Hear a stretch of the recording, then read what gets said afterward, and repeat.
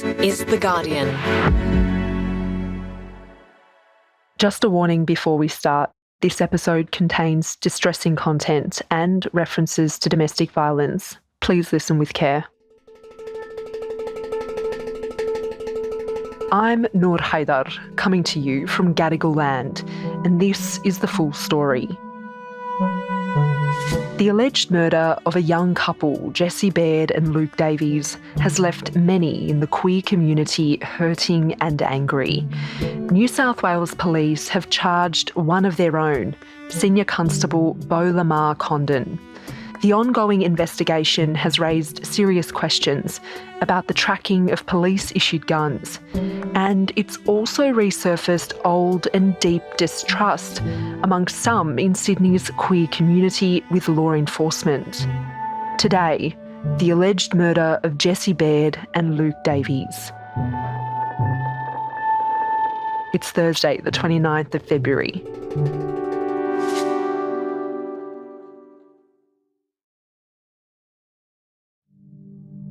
I'm wondering if you can start by telling us about the two people at the heart of this case, Jessie Baird and Luke Davies. Jessie Baird and Luke Davies were a young couple living in Sydney. Katie McLeod is a reporter for Guardian Australia. Jessie was a former TV presenter for Network 10. He more recently was working as an AFL goal umpire. Luke Davies was a Qantas flight attendant. Both had recently moved to Sydney for work and had begun their relationship only recently, but are said to have been very happy together and excited about life together. It's clear that they were really loved. There's been an outpouring of grief since they died, including on social media where friends have expressed their love for the two men and described them as kind and beautiful souls. In recent days, both Channel 10 and Qantas have issued statements about Luke and Jessie. Channel 10 said Jessie was so much more than a colleague. He was a cherished friend who brightened every day with his positivity, cheeky winks and brilliant smile. And in their statement, Qantas said Luke was a much-loved member of the airline's cabin crew community in Brisbane and Sydney, that he had a passion for travel, life, his family and friends and the customers he served, and that he will be deeply missed. And what do we know about the man, the police officer, accused of committing this double murder? So the man accused of killing Luke and Jessie is called Beau Lamarre-Condon. He goes by Beau Lamarre. He's 28 years old. And at the time of the alleged crime, he was a senior constable. But some years ago, when he was a teenager and in his early 20s, he was a celebrity blogger, posted lots of selfies with celebrities. There's footage of him interviewing stars on the red carpet. Then he eventually decided to join the police force. And what can you tell us about Beau Lamarre-Condon's relationship with Jessie Baird? There was some speculation or maybe confusion about the nature of the relationship that Lamarre had with Jessie Baird. Initially, it was said that Jessie was Lamarre's ex-boyfriend or ex-partner. Some friends came out and spoke in the media and disputed this. They said that Lamarre and Jessie had a brief encounter, but that they were never going out. Police have said that they are going to allege in court that the two men had some kind of relationship. Police have said that it ended last year and that it did not end well.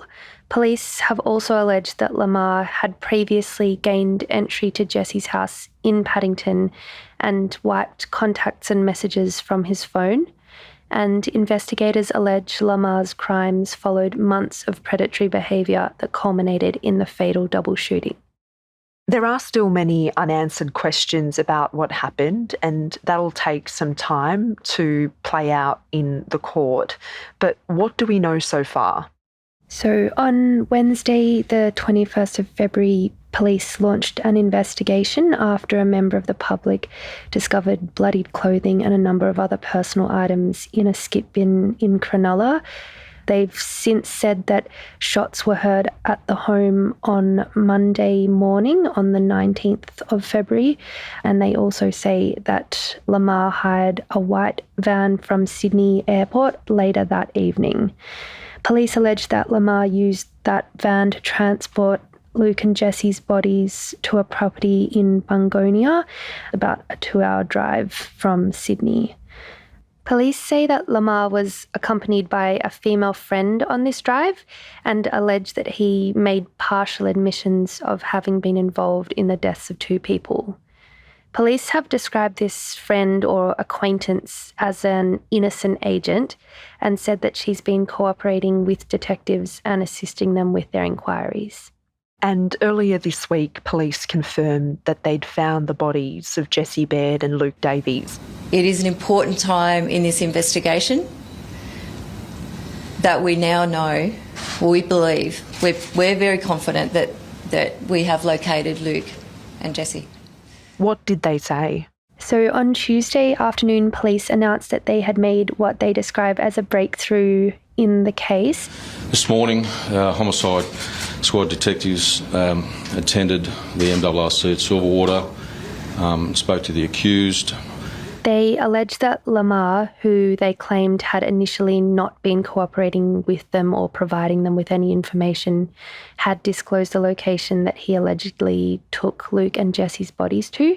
So that was about 4 days after he handed himself into police. As a result of that, he provided assistance to the investigation. We were able to provide a location of where Luke and Jessie were. They were at another property in Bungonia, about a 20-minute drive away from where police had initially searched. So police believe that Lamarre, after going to that original property, then left with his acquaintance and went back to Sydney, then returned alone sometime in the early hours of the next morning and moved Luke and Jessie's bodies. They were discovered partially buried with debris and rocks, police have alleged. And at that stage it was declared a crime scene, and immediately the family were informed of the development, and crime scene examination will be ongoing for some time. And from here, the police say they're speaking to more witnesses and putting together their brief of evidence for Lamarre's next court appearance, which is due to be on the 23rd of April. So Beau Lamarre-Condon allegedly used a police-issued weapon, and this case has raised a lot of questions both about the use of police weapons but also their storage. Can you take us through some of the concerns that have been raised? So this case has actually prompted calls for an independent review of how police weapons are used and stored in New South Wales. And that comes on the back of broader calls for an inquiry into police use of force in the state, which we heard a lot of last year. In this particular case, police alleged that Beau Lamarre took home his force-issued Glock pistol 3 days before he allegedly used it to murder Jessie and Luke. What police allege is that Lamarre took the gun from the police station at Miranda. He was rostered to work on a user pays event. These are events such as music festivals or rallies where organisers pay for the policing services themselves. He was due to work at the event on the Sunday. We don't know for sure that he did work at that event. And then the following day, he, police say, took the gun to the station at Balmain, which is near the house where he's believed to have been living. He then at some point took the gun from Balmain and took it back to Miranda and checked it back into the police station there. So the gun's allegedly been moved around, and there are questions over how, if these allegations are correct, he was able to check out the gun, keep it for 4 days, and then check it back in when no one appears to have noticed that it was returned, allegedly missing a cartridge case, which police claim they found at the scene of the alleged crime. Do you concede that police have failed in this case? Well, it's a failure if someone has used their service firearm in the manner that's alleged, and which is why it's necessary to have a review. We have robust policies and procedures as outlined by... So the New South Wales Police Commissioner, Karen Webb, earlier this week conceded that there had been what she called a failure in relation to the gun that was allegedly used in this case. And then on Tuesday she said this can never happen again. So we'll see what the outcome of the review is and if any policies or procedures within the police force change as a result. There's clearly an issue and we need to mitigate that. So there needs to be more safeguards in your view? There does. But it's not just police procedures and protocols that have come into question following Luke and Jesse's deaths. The way Karen Webb herself has conducted herself in her public appearances this week has also attracted criticism. Next, the concerns behind police marching at Mardi Gras.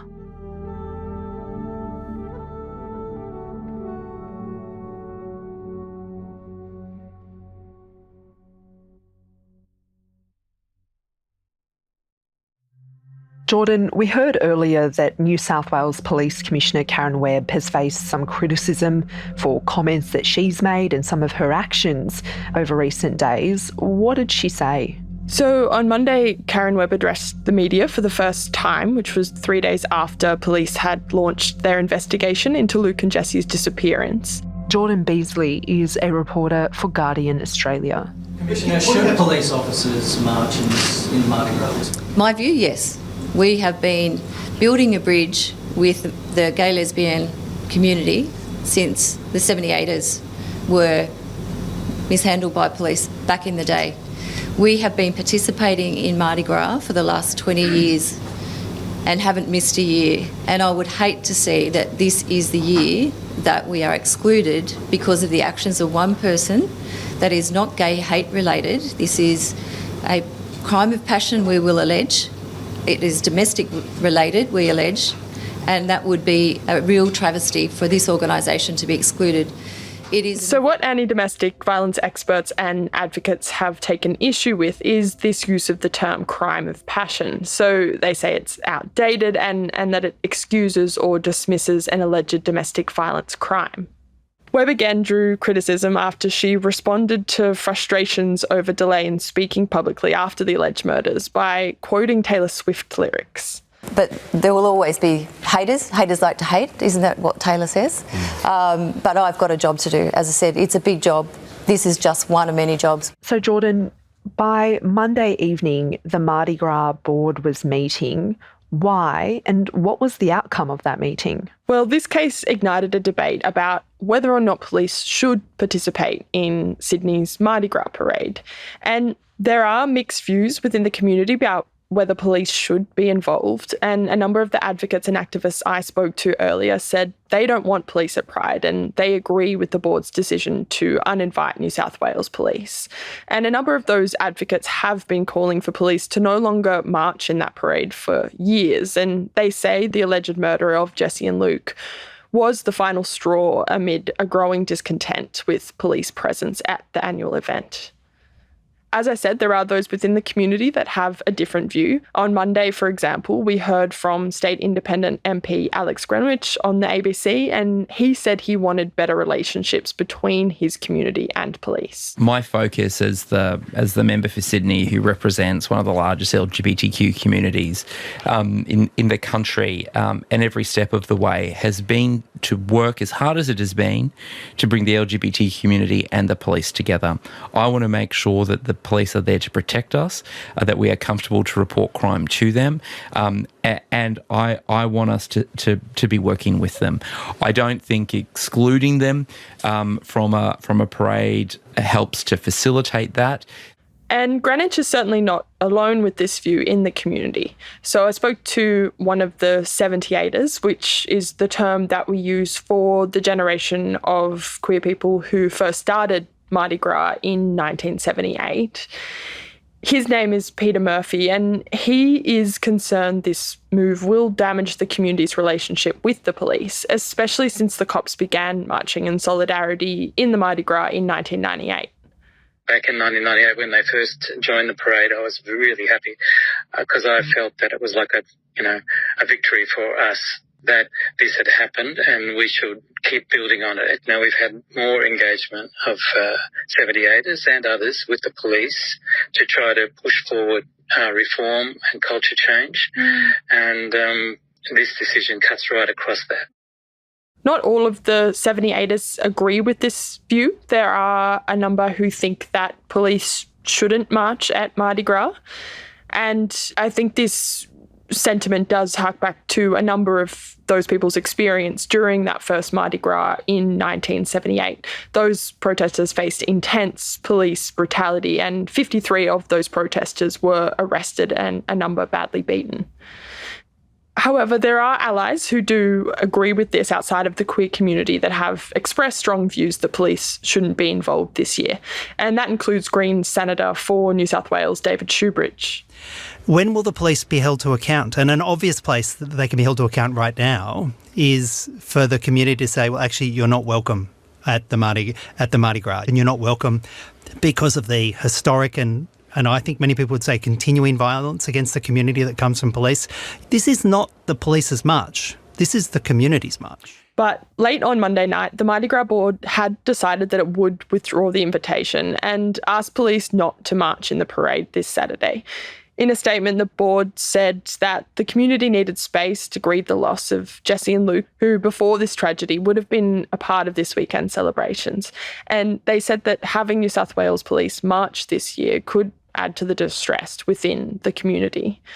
The AFP has said they will not be marching in this year's parade either. They said this decision was not taken lightly, but they acknowledge how some in the community are feeling about the blue uniform. We also have to note the sombre timing of this case. So it's just days out from the nation's biggest celebration of queer rights. And from everyone I spoke to, it has left the queer community reeling.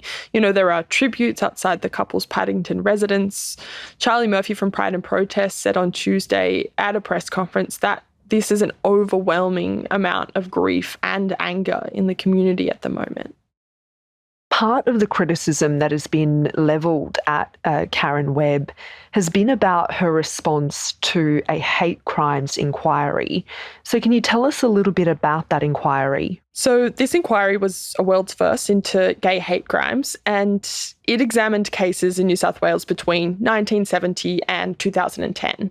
And that inquiry, released a few days before Christmas last year, found police had failed to properly investigate potential gay hate crimes and must rebuild trust with the queer community. Now, Justice John Sacker, who presided over that inquiry, he was critical of police conduct during it, saying the force had, in significant respects, engaged with the inquiry in what he described as adversarial or unnecessarily defensive. And that included belatedly requesting extensions and not acknowledging poor historical record keeping. The police are yet to implement the recommendations of that report, but on Sunday, Webb apologised for police conduct into investigating the deaths via statement sent to the media. But there are some who did question why it wasn't offered when the report was released last year. And as I mentioned earlier, advocates and activists have said that Mardi Gras' response and the broader queer community's feelings about what happened to Jessie and Luke is also part of a broader discontent that has been sort of bubbling away for some time now. So I spoke to criminologist Justin Ellis, and he told me that we shouldn't view this decision to disinvite police after the alleged murders in isolation. And so he referred to the inquiry, which I just mentioned, as one contributing force to this discontent. And also in December, 2/3 of Mardi Gras members voted to abandon a memorandum of understanding, which is known as the Accord with New South Wales Police. So that accord was established in 2014, and it allows Mardi Gras members to have input into planning for police presence at these events. It also ensures police activity is appropriate to the scale and risk of the event within a culturally informed framework. Ellis said this is really a point of reevaluation of norms around how the community is policed and the role of police. So where to from here, Jordan? Well, we did find out on Wednesday afternoon that the police have now come to an agreement with the board of Mardi Gras that the police will in fact now march in Saturday's parade, albeit they will be wearing plain clothes, which is different to the normal circumstance in which they usually do march in uniform. But I do think that there is going to be a broader conversation had around these issues that will continue post Mardi Gras. And the reason for that is that there was this point made by a number of the activists and advocates that I spoke to that they're not only concerned about the relationship of police with the queer community, but also more broader across all minorities within Australia. They raise concerns about the treatment of First Nations people. And so I think that this adds to what I mentioned earlier about these number of forces just contributing to this discontent that's been bubbling away. I think what the tragedy of what happened to Luke and Jessie, and also the other factors that have been pointed out that have really frustrated the community, just shows that there is a lot of work to be done there to improve that relationship between police and the queer community.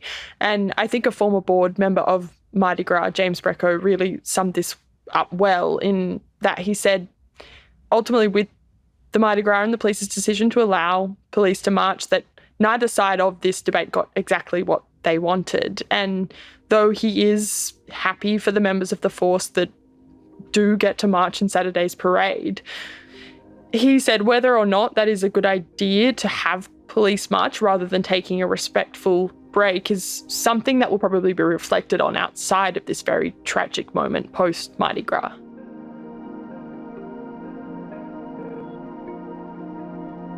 That was Guardian Australia reporter Jordan Beasley. Earlier, you also heard from reporter Katie McLeod. You can find more of their work on theguardian.com, and we've linked to their latest pieces on this case on the full story page. That's it for today. This episode was produced by Karishma Luthria and Joe Koning. Sound design and mixing by James Milsom. The executive producer of Full Story is Hannah Parks. Don't forget to subscribe or follow Full Story wherever you listen to your podcasts. You can also leave a review. I'm Noor Haidar. Thanks for listening. If you or someone you know needs help, you can contact the National Domestic and Family Violence Counselling Service 1800-RESPECT or 1800-737-732. You can also contact QLife, the LGBTIQ+ peer support helpline on 1800-184-527, or visit their website at qlife.org.au.